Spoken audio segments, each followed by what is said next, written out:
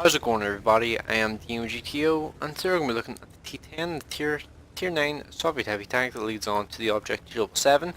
A long time ago it used to lead on to the IS-7, but it was since renamed to the T-10 rather than the IS-8, and got a redesigned top turret, and the top turret that was the IS-8's top turret, I guess you would call it, was basically changed to being the stock turret on this tank rather than an IS-3 turret. So this thing has gone through a lot of changes over the time it's been in the game, but its playstyle has pretty much remained exactly the same, just now it can be a bit more confident in the way it plays rather than being a bit more cautious. And yeah, that was a pretty sketchy shot there on that Type 9 that was pretty goddamn lucky. And the shot seemed to kind of go through the rock a little bit, but I'll take it because, well, that Type 9 turns out to be a really annoying pest throughout this engagement here. And if I hadn't gotten that shot out into him there, like, this guy would have been an absolute just pain in the ass to try and get rid of. And here actually I spotted like Jagdtiger, and the Jagdtiger actually hits me in the side of my turret and bounces off miraculously. Like, I don't know how he bounced off with the 276 penetration, 560 alpha damage gun. That's unbelievably lucky for me. I think it was probably the magic spaced side armor on this tank, because out of all the Russians, for some reason, this thing seems to have the most magic, like, space side armor of them all. And I deliberately prioritized the Jagdtiger there because I'm just like, I want to get a shot into that guy, just get to make sure he's killed off as quickly as possible, because he can be an absolute nightmare later on if I allow him to just remain in the game. And this Type 9 is kind of like benefiting from some artillery support here for a second, and then I managed to get a lucky snapshot off into his turret and finish him off. That was actually really helpful because the WoT 12T came around the corner just as I finished off the Type 9. And you can just imagine how well that would have gone, or how well this fight would have gone if the WoT 12T was just allowed to unload like 700 damage into my side, while the Type 9 was shooting me in the front. That would have been pretty bad for me. And then this Indian Panzer appears from nowhere, rams me, and then tries to just finish me off. Their artillery actually stuns me and the Indian Panzer at the same time, meaning that now he is going to have a slower reload, but well, I have a lot higher of an alpha damage than the Indian Panzer, so it means this fight's pretty much going to be mine. And my artillery actually helped me out a lot there by stunning the Indian Panzer and shooting behind him rather than right next to him, because, well, I didn't get stunned by my own artillery there, which actually allowed me to win that fight. If I had gotten stunned there, I potentially could have died there if the Indian Panzer had gotten a lucky high roll or something. And of course, out of all the shots to bounce, I bounced the shot off the LT-432, because of course I did.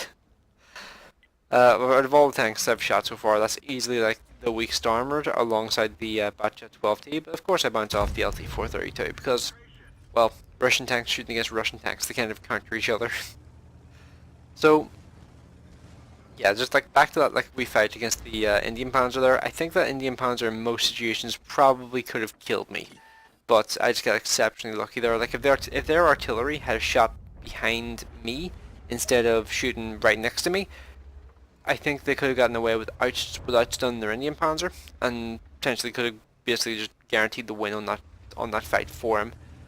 If that makes sense. Hopefully that actually makes sense and doesn't just sound confusing, because I think the way I worded that may have been a bit awkward.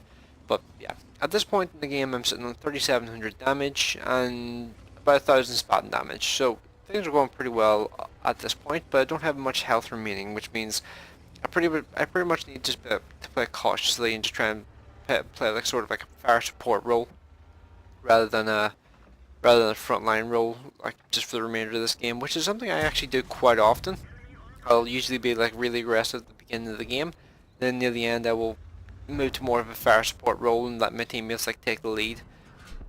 So it's a playstyle I'm pretty used to, and it works pretty well in this tank, especially when the gun behaves itself like it did there. And that's something you typically find with these Russian guns. Sometimes they'll behave themselves and they'll be really nice and really good to use guns, and other times they will just troll the living shit out of you, and you'll just be just holding your head, just being like, how did that shot miss? How on earth did that happen? How on earth did this happen? And it happens fairly often with these vehicles, but there are games like this one here where the gun just consistently behaves itself. There's so many shots here which I feel like in other games I would have just typically just missed these shots. Like that shot against that Progito, I feel like that one I missed in most other games, but then there's this shot against the GW Tiger P, and I'm on 5 kills at this point. I'm in contention here for a Top Gun, and by some miracle, I actually managed to loop the shot over that rock straight into the GW Tiger P. That was exceptionally lucky. That was amazing. So this game was worth 1,270 base XP, which was enough for an ace tanker, high caliber, steel wall, Top Gun, and Piscucci's medal in this particular match. Overall, I'm pretty damn happy with the way this match played out, and I don't really think there's anything I would really want to change about the way I played this. I think there's probably some areas where I could have been a bit more observant of the map and been a bit more, like, just cautious about the way I played, but for the most part, everything worked out really, really nicely for me. I got nearly 5,000 damage, so I must have been doing something right in that game, or got really, really lucky, which I think there's an argument for both there. But overall, damn happy with the way this game turned out, and overall, I really do still like the IS-8 / T-10. Like, the IS-8, I will always hold it like at like pretty high regard. Well, hold at high regard or too high regard. I'm not really sure which one is the correct one to use there, but I hold it like highly because my best streak of games ever in this game, in the same tank in a row, is in the IS-8. I had 4 ace tanker games back to back in the IS-8. Like game after game after game after game. I died in one of the games, and that was it.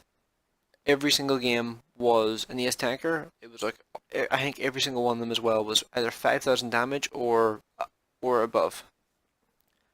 I think there was even one that was over 6,200 damage. It was such just an insane streak, and that always sticks in the back of my mind whenever I think of the IS-8. Like I'm always just thinking like, oh yeah, I had that incredible streak that one time in the IS-8. Like it just always like gives me like good memories of this vehicle because I've never replicated something like that since because it's just such a it's just such a like just sort of just all the stars aligning sort of moment.